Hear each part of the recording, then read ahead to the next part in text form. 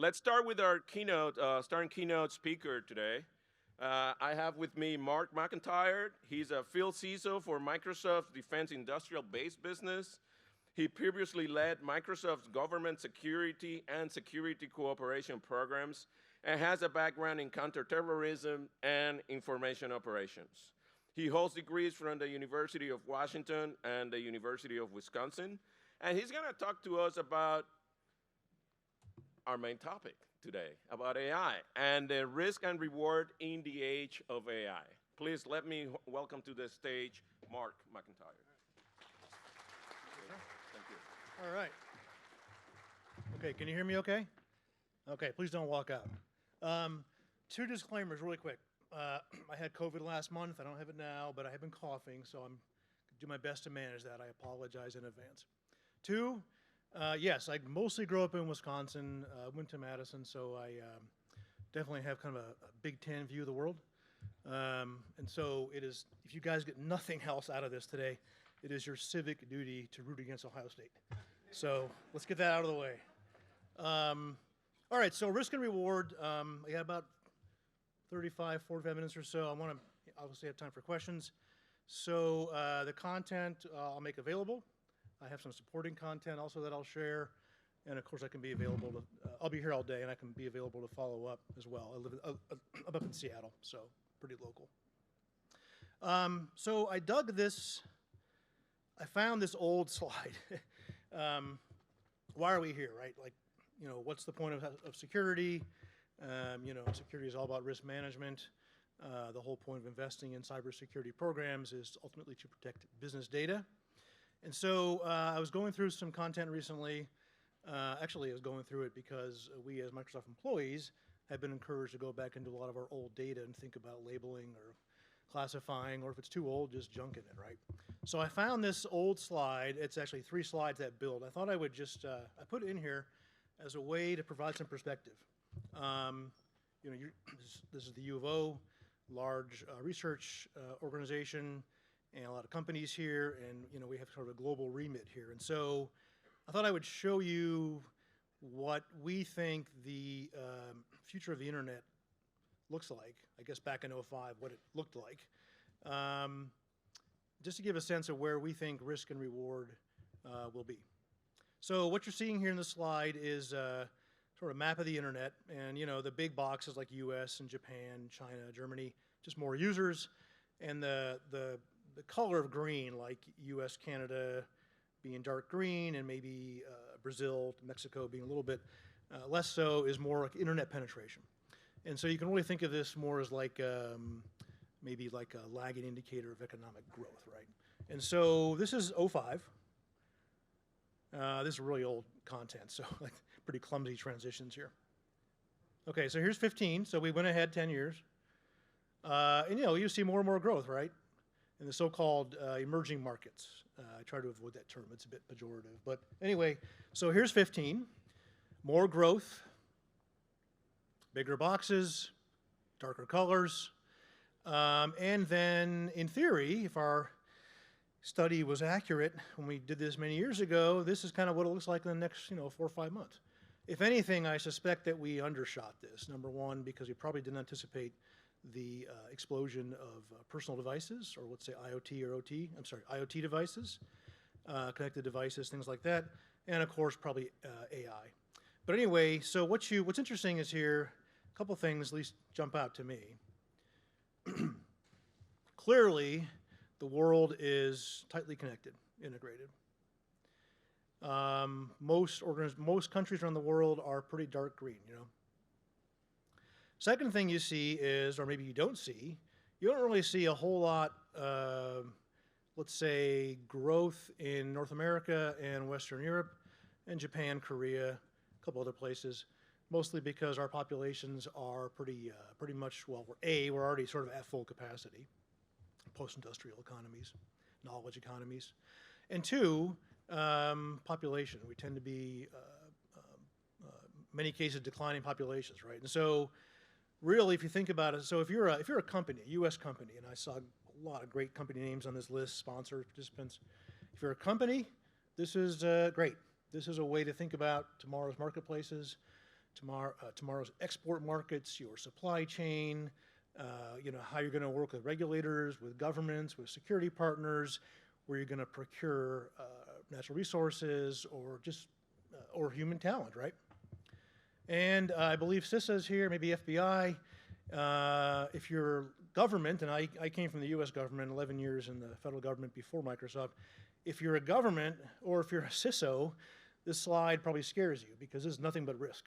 All you see here are bigger boxes, more users, in theory, more threats, more opportunities for threat actors to come after our data.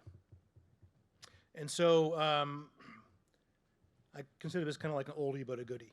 And so if you think about, this is, in theory, in the next several months, this is how it might look. This is precisely why, my company, Microsoft, and by the way, I made every effort to take anything overtly salesy out of this. I want this to be thematic. But this is precisely why, we have been investing all around the world in more capacity.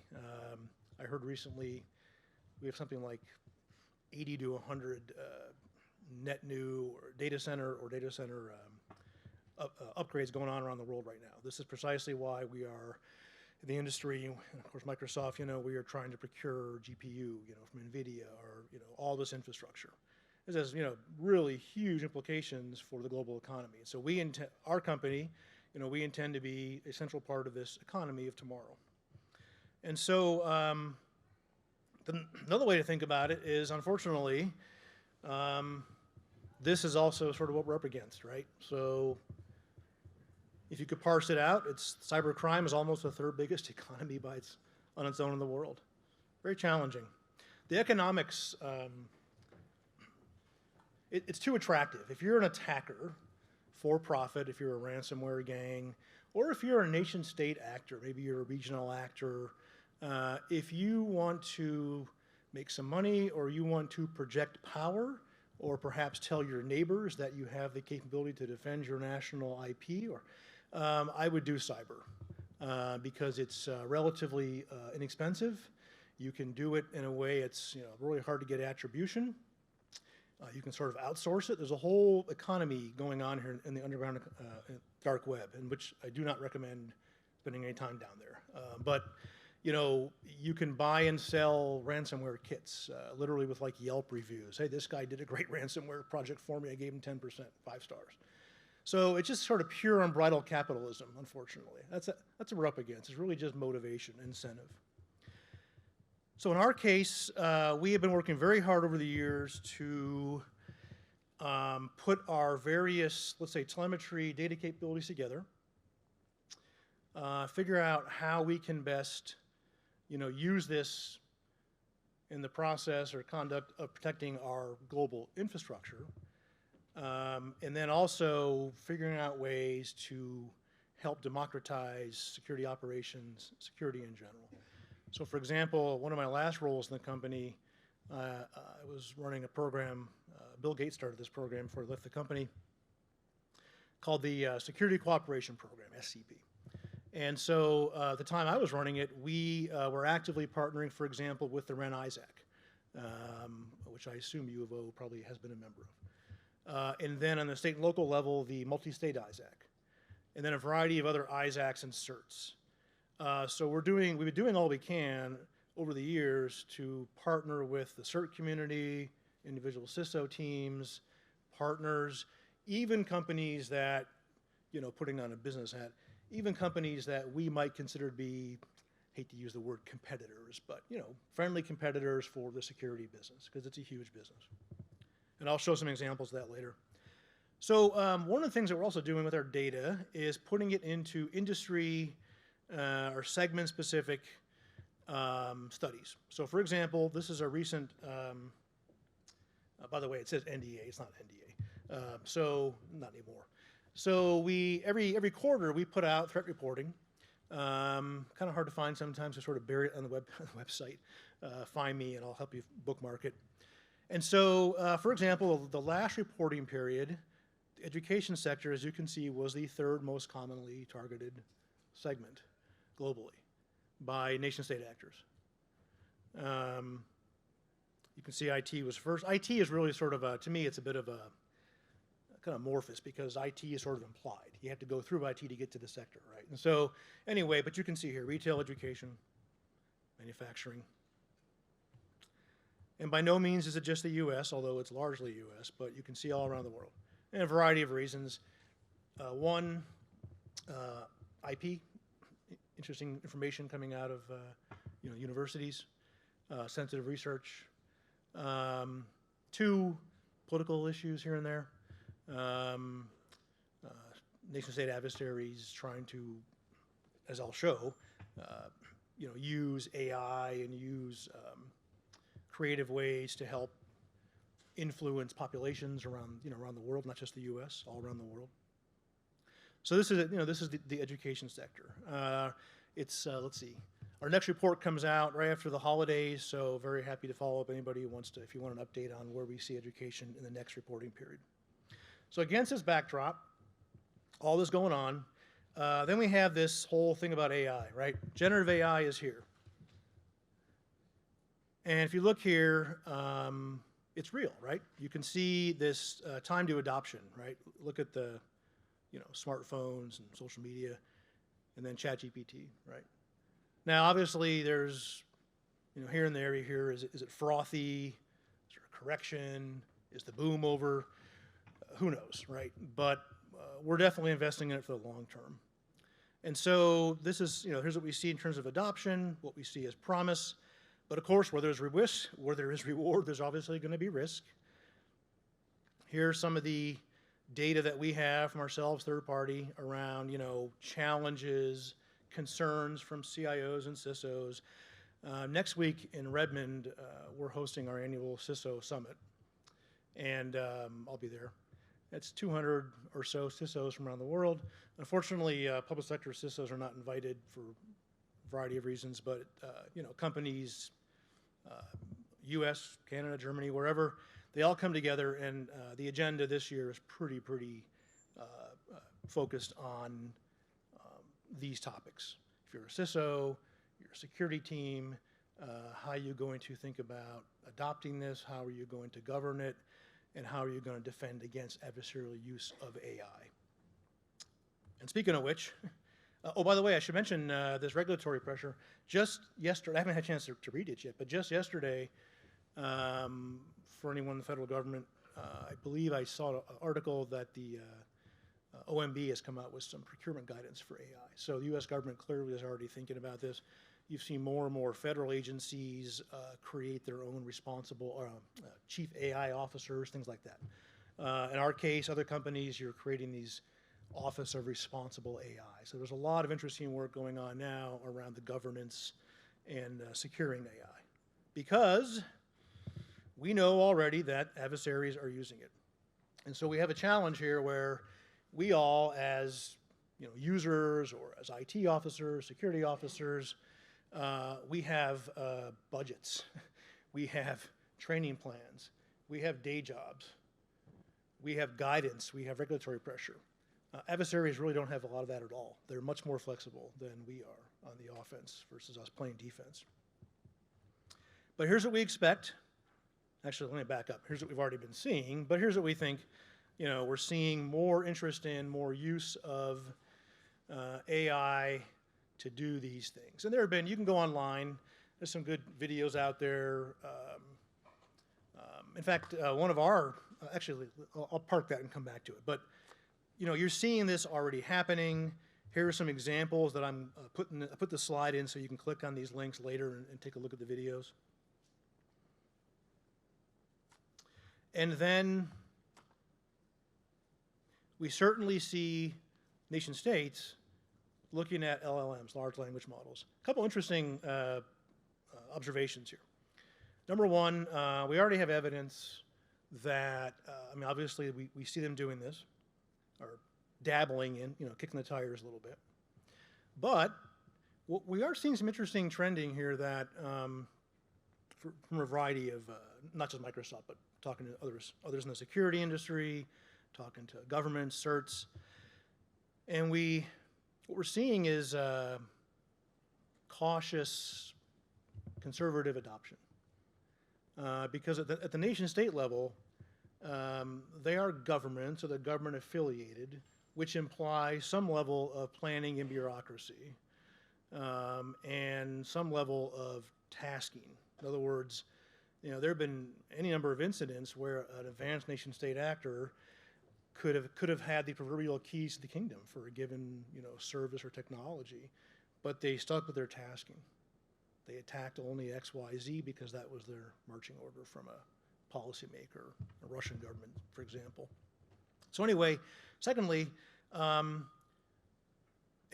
is expensive right now, right? It's expensive to use this, and so, and also, it's really hard to build and train these LLMs on premises in your own data centers. First of all, even the most sophisticated nation-state adversaries appear to be having a lot of trouble getting the infrastructure. So sanctions, ITAR, whatever, so that's good.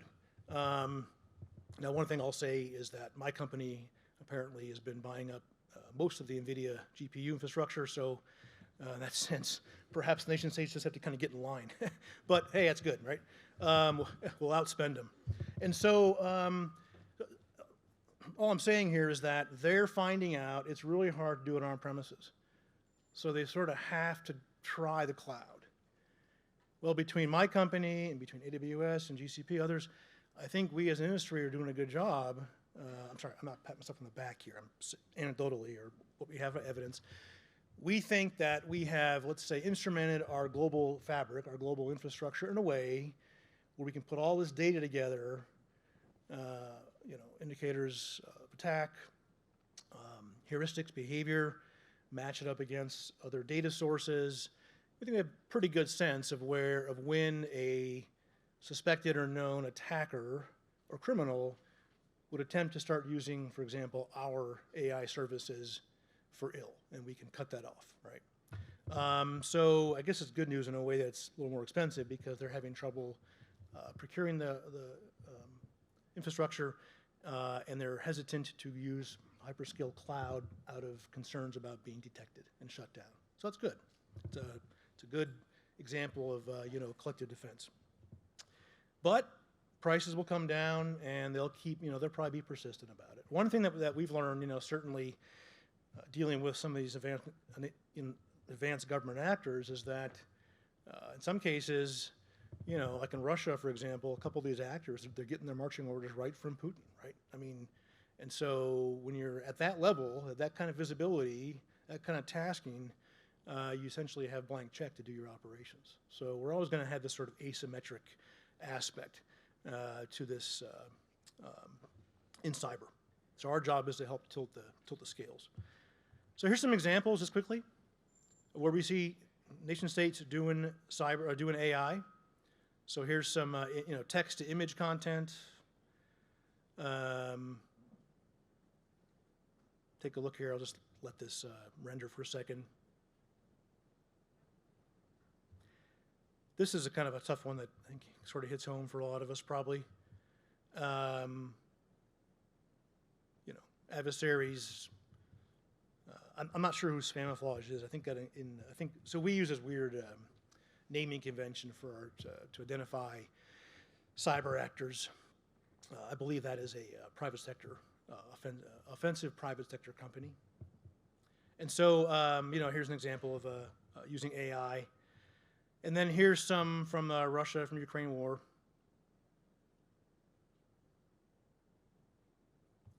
This is one that backfired.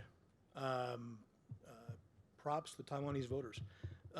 They saw right through it. Beijing apparently put out some of these videos and things, and I guess they were so transparently obvious that the voters saw through it. Unfortunately, it isn't always the case. We see any number of examples in our country and elsewhere where millions and millions of people can be led to believe things that are just completely implausible. It's really tough. And so then we have concerns about, the systems themselves. Are AI systems vulnerable? And so here's an example, subverting AI. We've heard some of these terms, poisoning, evasion. We had an example, you can go online, probably YouTube is best, but Microsoft's CTO for Azure, his name is Mark Russinovich, big tall guy. He was the old, for the old timers, he was the old sysinternals guy. Anyway, brilliant guy. He put a video, he did a speech at a Microsoft conference up in Seattle back in April. You can go online. And he was showing this audience how he was tricking AI. I think the topic was, I think he was asking, asking our AI service, how do I make a dirty bomb? I think that was the use case. And the service came back and said, I can't help you with that. Goes against the principles. And he said, okay, well, show me the history of dirty bomb making, or making a dirty bomb. Show me previous, examples of where dirty bombs were used and how, how they worked. So he was subtly, through multi-prompt, questions, he was tricking the tool, or he was essentially kind of evading and tricking the tool to give him the information he needed. Is that me? Oh, sorry. And so, we certainly learned a lot from that ourselves. We have implemented a lot of governance around that. But obviously, we are concerned, that AI, that attackers are well aware of this. They'll keep trying. In a way, it's sort of self-reinforcing, because the more data that we collect around the world around prompts or queries or natural language questions, that the more we can build up sort of these, at scale, we can build up these databases, and just gives us more information on the most asked questions, the most troubling questions, areas of concern where offensive actors, let's just say, will try to get around the controls. Hallucinations is one. Maybe I'll ask people to raise their hands. Anyone been playing around with the last couple of years and you've had a hallucination? Yeah.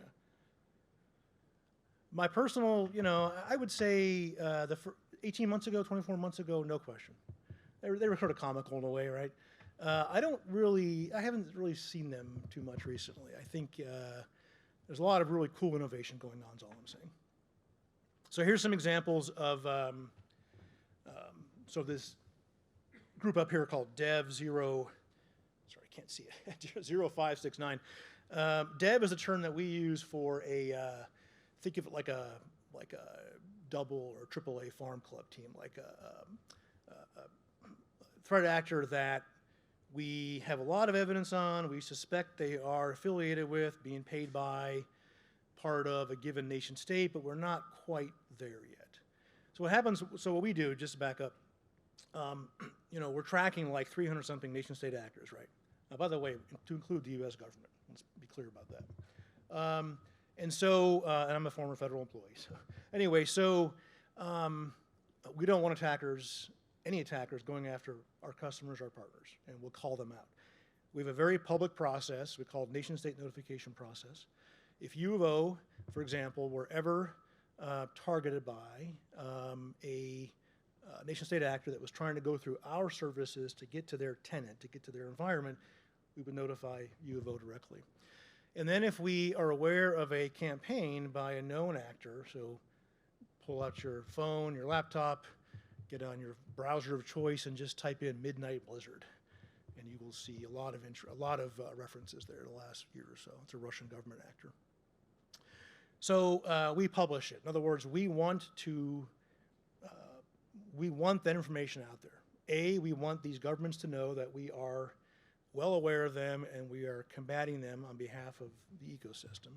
2, we are clearly sharing signals, sharing indicators with partners in the ecosystem, CISA, great partner, for example.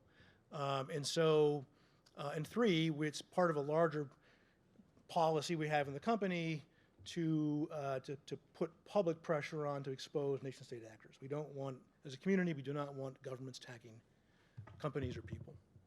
So anyway, dev is a term that we use, and there are unfortunately, more and more of these dev groups. What's also more troubling, especially for a university environment, is that we're seeing more and more net new, I kind of hate to use the word like kind of born in the cloud, but net new for-profit ransomware groups. It's kind of easy money, right? So nation-state actors, advanced actors, we hear a lot about how they're using so-called 0 days and all these things. They don't have to. It's a term in the industry, they don't break in, they log in, right? So vast majority of attacker activity is still done via password spray phishing, social media, social engineering, and so that's really kind of a call to action for us collectively to improve the way we think about and do just sort of hygiene, right? So, here's some, I'll pivot a little bit here into how we're thinking about preparing organizations. So I mentioned, AI officers. You can see some stats here on preparation or lack thereof. Here's some of the Here's some of the challenges. Let this build out.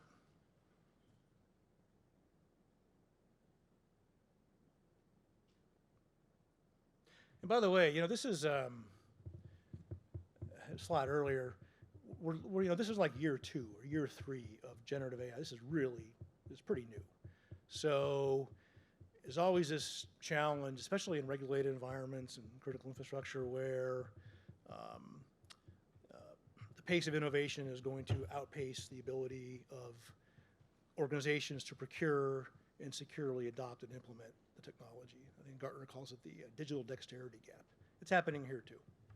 So we're doing all we can as a provider to give organizations guidance around, based on compliance or best practices, to give you proactive tooling, things that you can do in your own environment to prepare and to start securely using these services.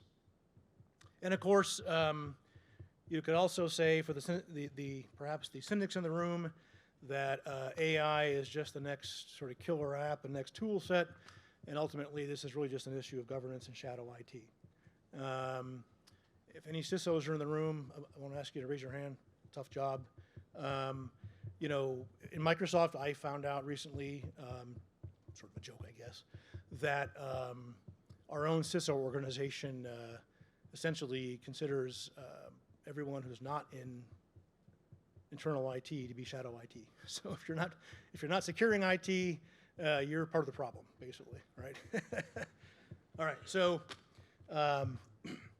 anyway, I could go off on that for an hour. So, but there are concerns here, right? By the way, I think our company would be a good use case here. We were coming out with generative AI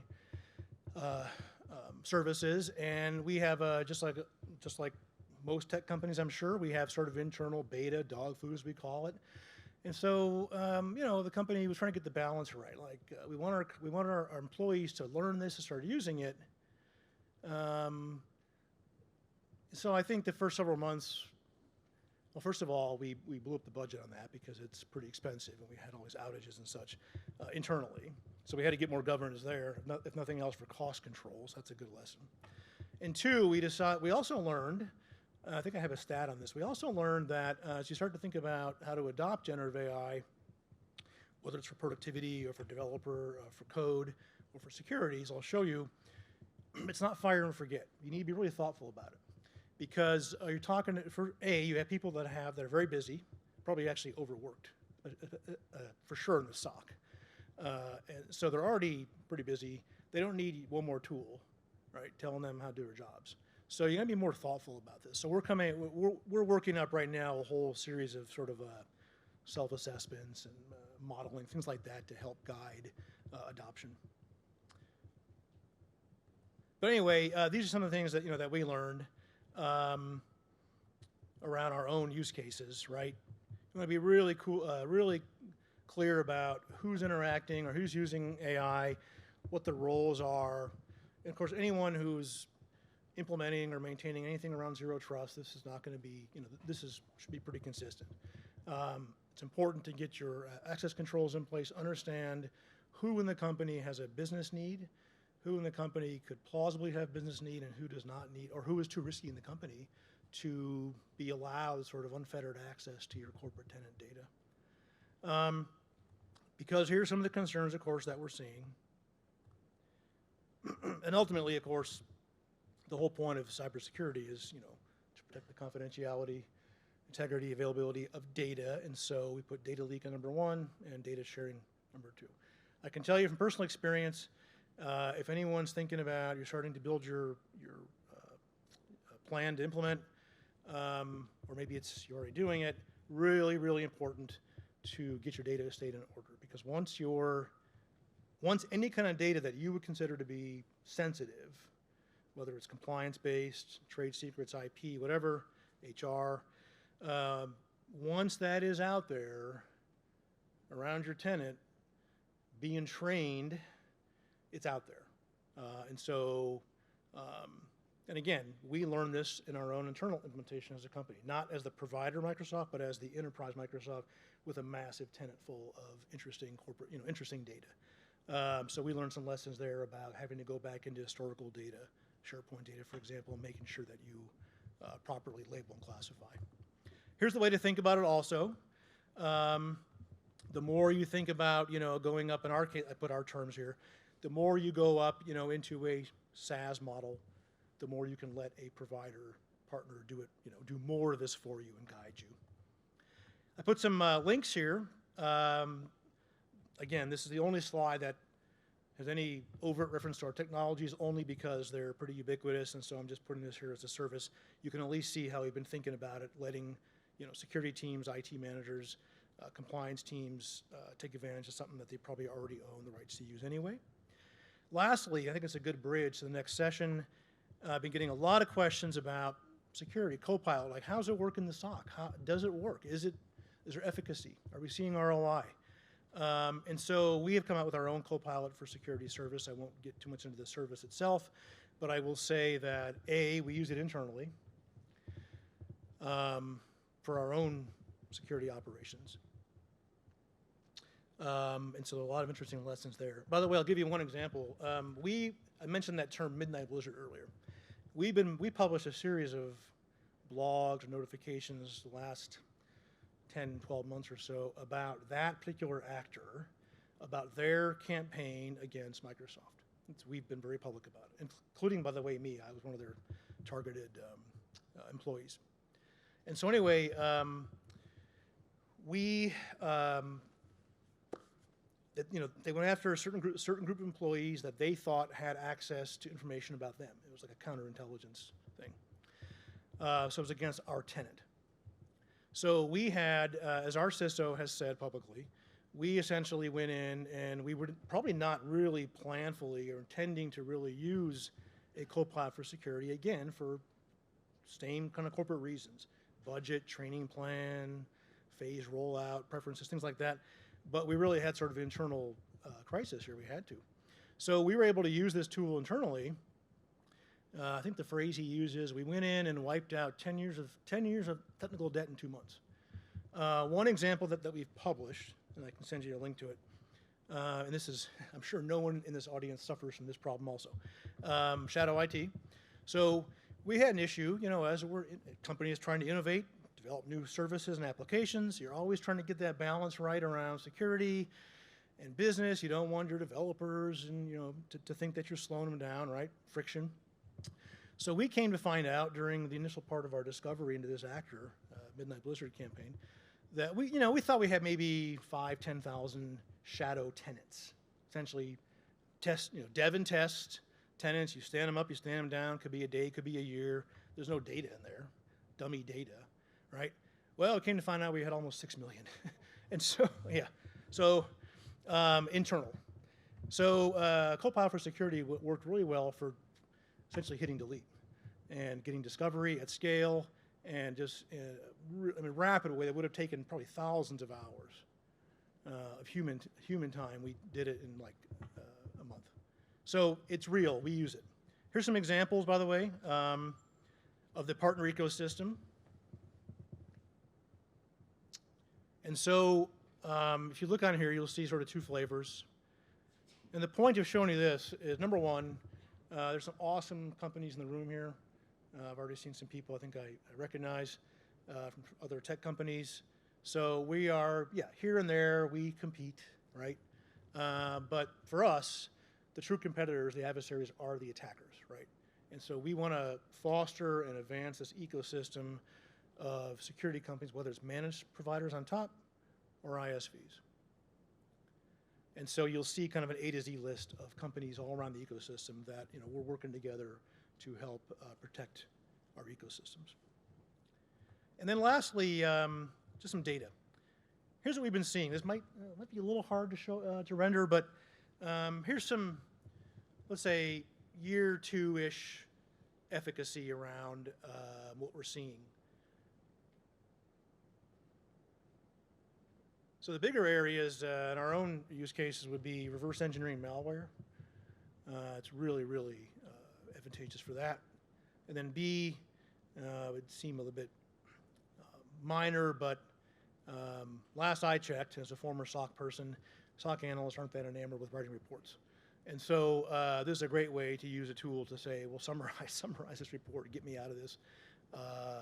So writing, having a tool to write the report gets you about 9/10 of the way there. We still want that human being to do the final check, right? We don't in any way view these AI tools, these co-pilot tools, as designed to replace people. There's a massive global talent shortage. We need more people in the field. We think tools like this encourage people to get into the field, people who don't really think security is for them. They're not experts in KQL, all right? Splunk or Sentinel or whatever tool out there, but maybe they speak Mandarin, perhaps they speak Farsi, right? And so perhaps they have a regional interest. And as we introduce more and more natural language capability, we think it's going to really encourage a new generation of people to get into this field, which is what we for sure need. So you can just see some stats here. Excuse me. So I'll leave it at that. I could go on all day here. I have a lot of hidden content that I purposely did not want to share with you. So in our case, we are fully committed to helping secure this global ecosystem. We are fully committed, and you'll see more announcements. We have a conference coming up in Chicago next month called Ignite, a yearly thing. You will hear more updates about more and more partners that we're going to be working with, more and more opportunities for CISO teams to do their own queries, APIs, connectors, plugins, and more capabilities to help accelerate discovery and security operations. So hope this is helpful, and I can answer any questions that you may have. Thanks.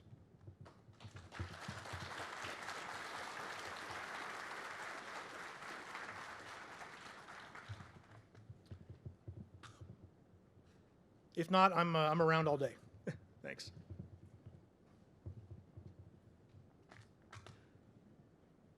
Okay, we're good. Oh, hang on, there's one question up here. Yeah. So about the risks that you had on your slide about 5 or so ago, most of those are confidentiality based, and you did bring up integrity and availability. What can you speak to the assurances that Microsoft is giving its customers around data integrity and AI, especially given the prevalence of neural nets and generative AI? Point. Yeah. So, that's a great point. I should have mentioned that. So in addition to obviously providing capabilities for you to go into your own tenant, your own environment, and do assessments or go back and label, from an assurance point of view, we're doing a few things. Number one, we are working with U.S. government, other governments around the, let's call it service assurance. Deeper information around how we secure the infrastructure that hosts the LLMs, supply chain provenance, for example. So we're trying to show, literally from fabs to chip to machine to data center to operations. We want to show end-to-end security that we can attest to, number one. And then number two, we want to be able to show, to share more and more, or we are sharing more and more, pretty detailed information on how we secure and protect and monitor and govern the, let's say, the infrastructure, but also the accounts, like the service accounts, the people, the principal, the non-human accounts that essentially monitor and protect. We're also doing one more thing, and this is in our, I can send you a link. We've also made a big push, I think we finished this, made a big push to essentially fully automate any kind of, any of the service fabric or service functions that monitor and protect the key signing and key rotation. So we're really trying to get people out of that, out of that work stream, so that there's complete assurance that that the service is signed and secure. A variety of ways to answer that. Some we've been very vocal about. I'm sorry, very proactive with governments, information assurance agencies, certs, so they have the confidence they need. We haven't filtered that so much down toward the corporate sector. If there is a demand, if you really need to see us do more there to give you that level of assurance, those scenarios, sort of disprove the negative scenarios, please just let me know, and we definitely have the material for you. Thanks. Oh, yeah. Where would you, or how would you describe Microsoft's role or responsibilities in regard to securing some of their more cash-poor clients? That is to say, those who just have Exchange Online and have not seen the value or don't have the finances to invest into the higher tiers of Microsoft security services. Great point. I specifically thinking of one particular county that was used to attack our county. They didn't have Microsoft security services. We do, because they couldn't afford it. Yeah, that's a great question. I've been in the company 17 years. The last 3 or 4 years or so, I'd say I've really seen a push there. Just, if nothing else, in a practical sense, we created a new SKU, just a new license to make it easier. This is also why we've been making a big push the last 2 fiscal years to work with the, I'm not sure how to say it, but like more of a smaller medium business partner ecosystem. Here in the U.S., companies like Blue Voyant, for example, a great partner. Other companies that have that traditional reach into the smaller medium segment that we traditionally have not covered. You're right. 3, we're putting a lot of information online, self-assessment tools, maturity model type things. And 4, we've been introducing a lot of what we call default security setting, I should say requirements, but you can still sort of opt out if you really want to. So we're doing all we can to do that shift leftward for sure. But you're right, it does take a... By the way, I should mention, if anyone here has any obligations under the DoD's upcoming cybersecurity maturity model certification requirement, please, we can talk afterward, because I think as a group, the vast majority of that supplier ecosystem is unaware of or woefully unprepared to undertake these required assessments. And so I can certainly talk to you about that as well.